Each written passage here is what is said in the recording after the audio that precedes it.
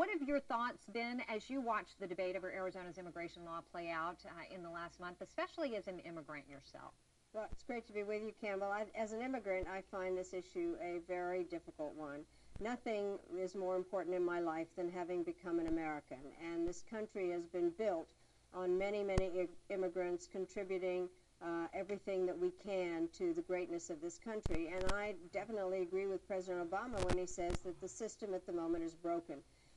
And I think it puts a very difficult situation in terms of our relations with our close neighbor, Mexico. It clearly is a very difficult issue, both in terms of foreign and domestic policy. So explain, though, and I want to get into the impact it does have around the world, but why, you look at the polling, and it does seem like a majority of Americans do back the measure. What do you think is driving this attitude?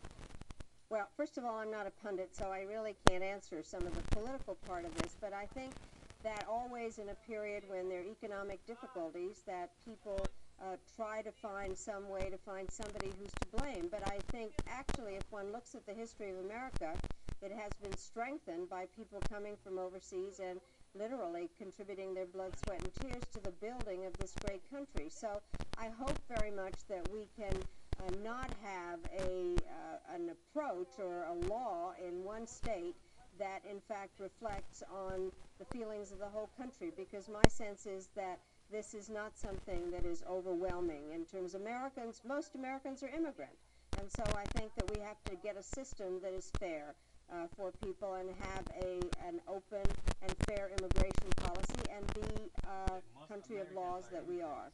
But as you said, it's not just about Arizona. When you look at how it may be playing to the rest of the world, they see this as something that America has done, as opposed to just a state in America, don't you think? And is it not just Mexico that is deeply concerned about this, but how does it play with the rest of the international community?